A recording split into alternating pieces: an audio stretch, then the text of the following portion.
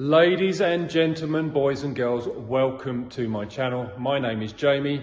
Now, you might be here because you saw my previous video where I took the body off of my 62, I think, year 62 Karmann Ghia, off of the chassis and brought it to work. So I haven't actually had a chance over the last couple of weeks to do any work on it. I've just come back from a trip to England, but anyway, I'm back and I'm going to do a bit of work. Now, I'll probably film this over a few weeks, so whenever I grab an hour or two, I'll do a bit of work. But let's see where we stand. Okay, so if you saw the previous video, you will be aware that I cut the pan halves off of this. And now the next stage is to remove the lip from the original pan halves to expose the metal under this, so we can then lay the new panels on top and start plug welding.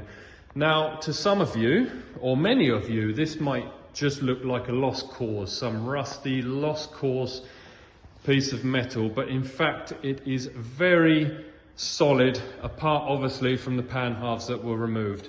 But trust me, there's no holes, there's no bad rust. This is all just surface rust that it's like dust. I'll just clean it off and it's actually in really good shape. So let's get removing this lip here and I'll show you how.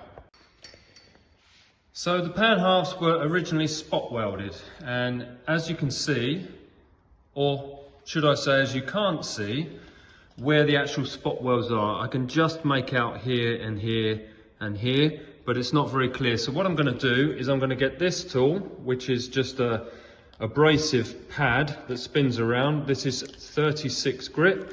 So what I'll do is I'll just go along this edge and clean it up, and it will make these spot welds more visible.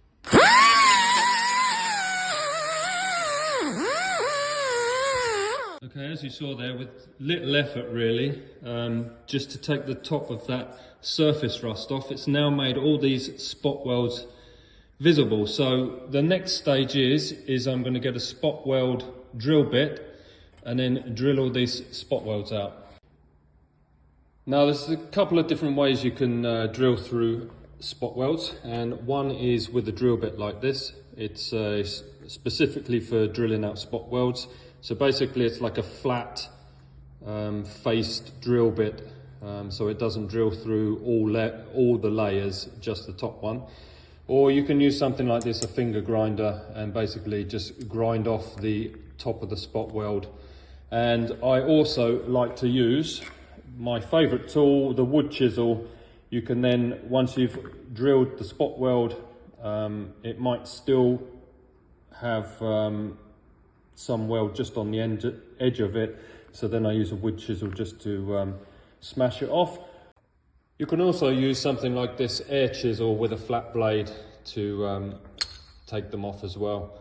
So I might use a combination of all three, but let's see how it goes. So even though I have drilled the spot weld out, it still may not have completely broken free, so that's why you need to use the wood chisel. On this back edge, you can see that there's actually double layer of spot welds, so that's great. More spot welds to drill out, but all of these ones are done. Only took like 10 minutes or something. And then this little arm up the side here, and this is only single layer, so that's not so hard. And then this is seam welded across here, so easy peasy. This is why this is one of my favorite tools, the old trusty wood chisel, is that this is seam welded across here, but with a nice sharp wood chisel I can just hammer that off with no dust or sparks or anything, and then I'll just clean that weld up a little bit. It does take a bit of practice to get used to using these spot weld drill bits, because you can quite easily drill through the whole thing. But as you can see here, you can just see like a little bit of rust there. That's obviously where water has got between the layers, so that's a good indication of when to stop. So you go just gently, don't rush it, otherwise it's going to be a pain if you drill through all of these.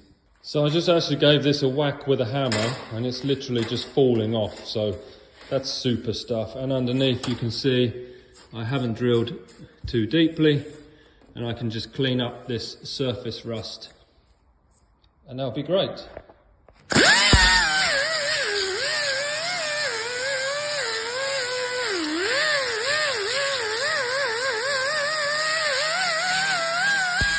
So now with this edge all nicely cleaned up and free from surface rust, you can see there's no areas that I need to repair.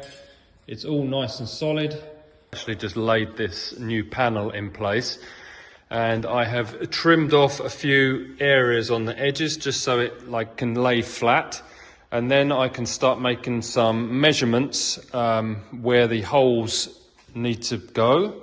You can basically see here where the holes that bolt onto the body will go, but I took some measurements from here to here to the tunnel from the old one, so I'm going to use those as a reference. And as you can see here, this edge is actually sticking a little bit too far this way, so there's going to be a little bit more trimming and measuring, etc., to get this to fit right. So I did a little measuring and a little bit of trimming, and it's about where it should be, and I've put some of these self-tapping screws in just to hold it in place. So I'll take some final measurements, and the next stage is to drill a series of holes along the whole edge of this, and then I will plug weld it with a MIG welder. Also, I don't know if you can see, but they have cut these, probably like relief cuts. When they pressed these, there was probably excess material, so they've actually put these slots in, which is a bit annoying. These aren't the best quality panels by far, but it's no big deal. These just need to be welded and cleaned up as well. But now I've put those screws in, it's a lot more rigid, so it's all going to plan. Okay, so it's quite a few months later now, and I've just been kind of chipping away at this when I've had an hour or two. And also I went to Belgium, etc. But anyway, this is where we are now. I've skipped a little bit because it's a bit monotonous and boring, but I'm now in a position to weld these pan halves on. So let's have a look. Okay, so the correct way to remove the paint would have been if I'd had this bead blasted, sand blasted, whatever. But I didn't. I chose to do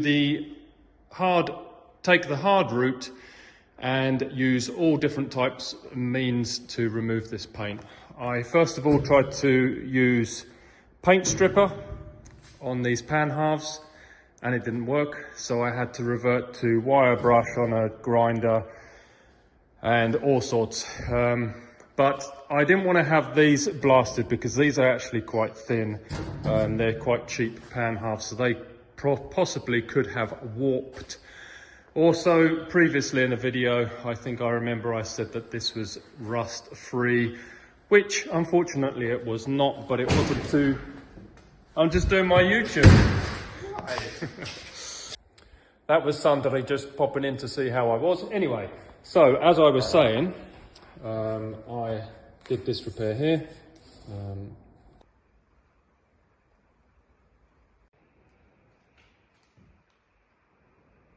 Quite a big repair, but nothing too bad. But both sides are ready to be plug welded. As you can see, I've drilled, I actually punched all the holes all the way around. I believe I made 8mm holes. Also, this is going to be seam welded. I just started here just to hold things in place. And then once this is welded up and ground off the plug welds, I will paint it with epoxy primer and then a top coat with black epoxy. Lovely. Making some progress here. I have plug welded these and ground them down and just working my way along. Like I've mentioned in previous videos, that you shouldn't have a air gap between the two surfaces, like the floor pan and the surface that I'm welding to. Otherwise, when you try to weld it, it will just blow a big hole around it. So it's very important that these two materials are touching. So what I've been using is I've just been using a chisel like this and a hammer. Then I just hammer it down so they're touching, or clamp. I used a clamp here, but obviously over here I can't really use a clamp. So I just hammer them down, and then I get one so it's nice and touching, and then I just move on to the next one, because once this one is welded, it heats the metal up and it's more pliable, so then you can hammer down the next one and it will stay. Otherwise it can just spring back up when you try to hammer it. Good little tip. Okay, so just like that, I put the tack there. Now when I hammer this one down, it should stay in position because that's kind of holding things in place.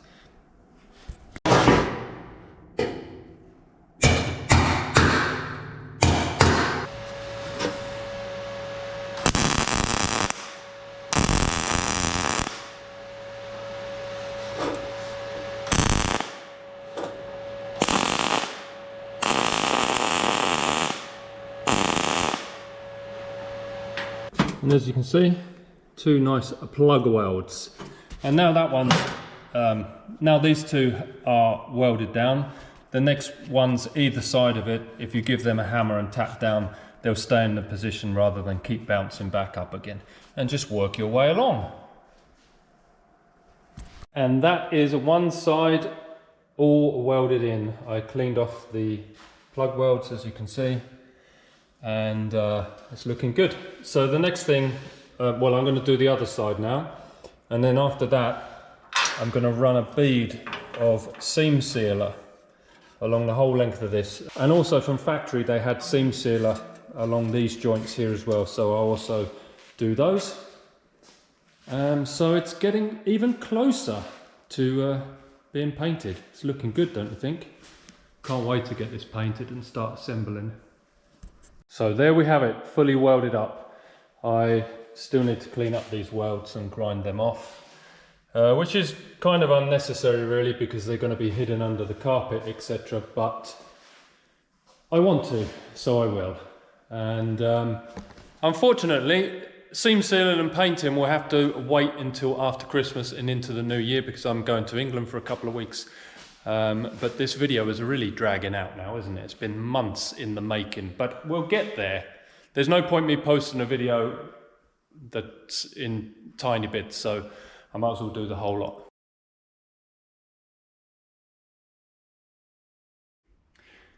As I mentioned before, these floor pans are quite cheap repos, and they are a slightly different pattern to the original, but they came with the car when I bought it, so that's why I'm using them.